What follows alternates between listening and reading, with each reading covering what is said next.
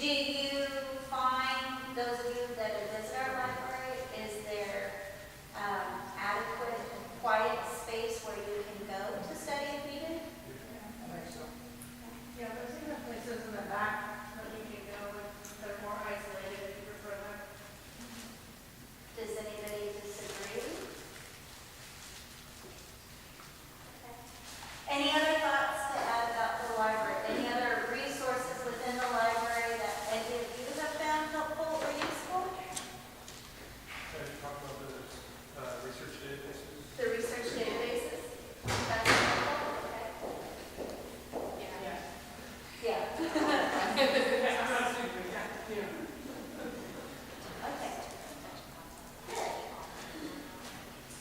All right, so we're going to move on to the on-campus perceived challenges or barriers.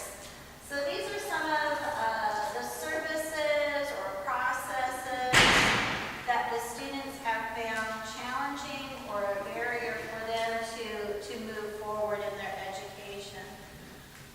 The first one that they noted was the delay in financial aid awarding.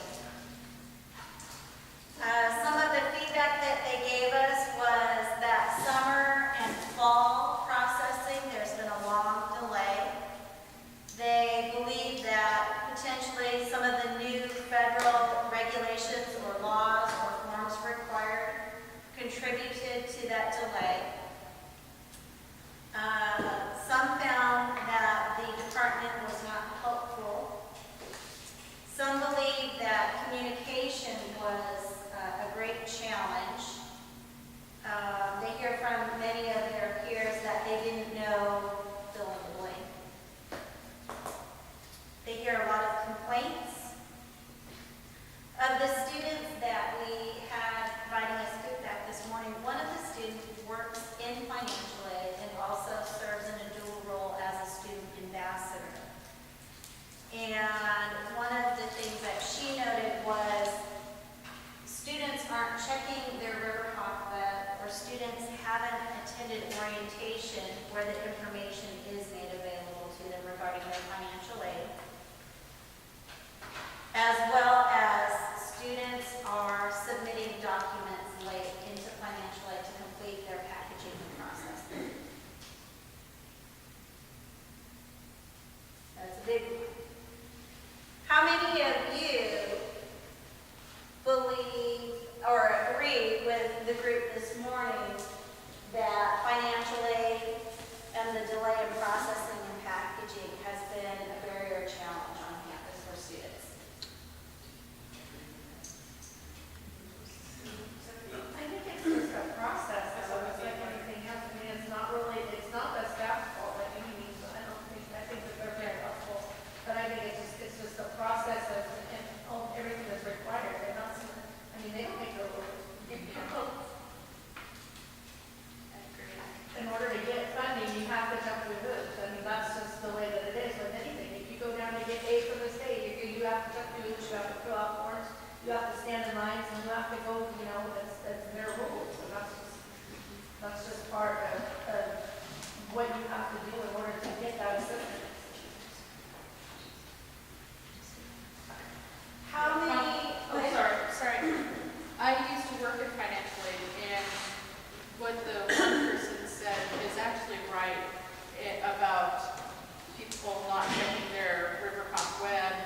They're not getting their paperwork in on time, therefore they get put at the end of the line, and then they don't get their funds on time, and then it's a long process, and they don't realize that it takes like 4 weeks for them to get their aid in the first place. I think maybe advertising earlier that they need to get certain documents in by this date, no later, because then it's just going to make it a longer process, and then we end up having to go through to the next term still awarding for the previous term. So better advertising advertising as a communication would be beneficial for everybody. So, do you guys have any ideas about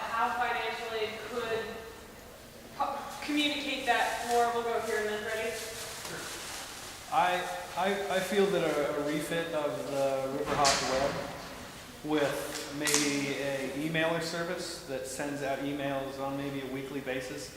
It would be something that was set up by a webmaster, and it wouldn't actually be that difficult to send out emails notifying students that they have missing paperwork.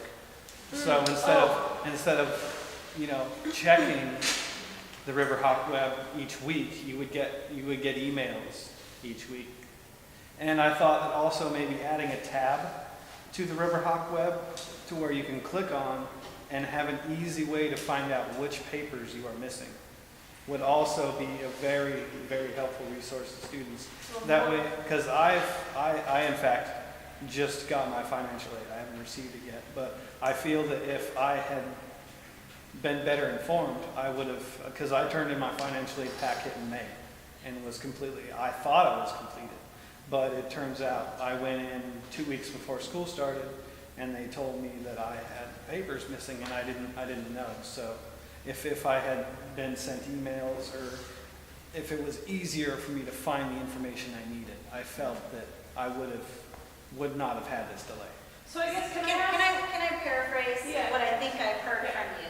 So for you, and tell me if I'm right or wrong, it would be easier for you to receive an email saying, these are the specific documents that you're still missing? Yes. Okay, all right. And then I was going to ask, from that question, can you rate, how many of you would think it would be helpful, or no, not us. Well, I was going to ask, sorry, I lost my thought. How many of you know how to go onto your banner, go to the financial aid tab, and locate what student requirements are still asked of you? So how many of you know how to do that? Okay, there were 12. Let me ask a follow-up question. How many of you know how to go to your Riverhawk web and find that same information out? I said banner. It's the same thing. Okay.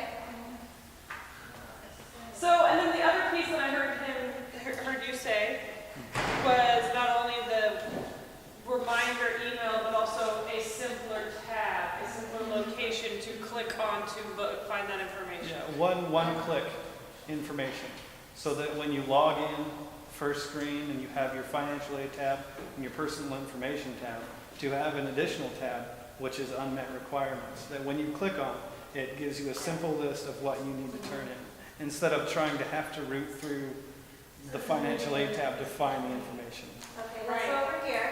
I actually agree with that. You have to navigate through all of the different things in order to get to your student requirements. Also, they do send out emails letting you know what your paperwork is. So you do get an email from them saying what your student requirements are. It's just that if you don't know how to navigate the Riverhawk web to get to your email, your student email account, you won't know what papers you need. And if you don't know how to navigate through the banner to get to your student requirements also, you won't know what you need. So having it easier, a one-click tab would probably be better too. the story, and I mean, this goes back a couple of years when we first started asking people to check the Riverhawk web and all that. Or they needed document A, okay, they brought it in, yeah, that's what we needed, we're good. And then they never checked again, where that document created another need for another document. And the one thing I want to reiterate is hearing from you, give us your perspective, helps us to understand, are there opportunities for us to make changes? And so my question, and Caroline's question, it wasn't meant to be a trick question. There's different terminology that we all use. Okay. Are there any other thoughts as far as solutions that you think you've identified that can help us to minimize the delay in the financial aid processing? It's not so much a solution, but there's also a couple of unprecedented situations the office has that aren't quite fit to the system yet. For instance, I had no idea that I was actually assigned a major since I was enrolled in a dual credit program at my school. That when I came here, since I was already a UCC student, I was in the system.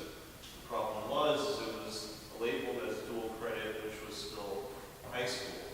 Since I was listed as I was in dual credit, they thought I was still in high school, and therefore they wouldn't move forward my financial aid. So that's one of the things that they're still dealing with, was a loophole, as they said it were.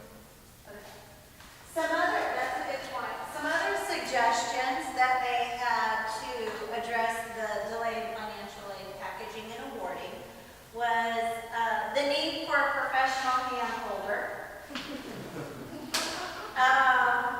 a strong new student orientation, and to push that.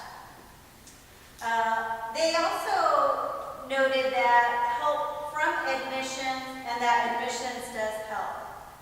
And then they also concluded that they believe that orientation should be mandatory. Yeah, because I didn't even know that, I mean, whenever I first enrolled in first register, I didn't even know if you could access all that stuff online. I kept coming down here and bugging them. But I think that it's, and, you know, the student has to take an active role in staying on top of that stuff, just as much as the financial aid does, because if you don't, lack of information is just the same as, it's not the same as the information not being there, it's just not what you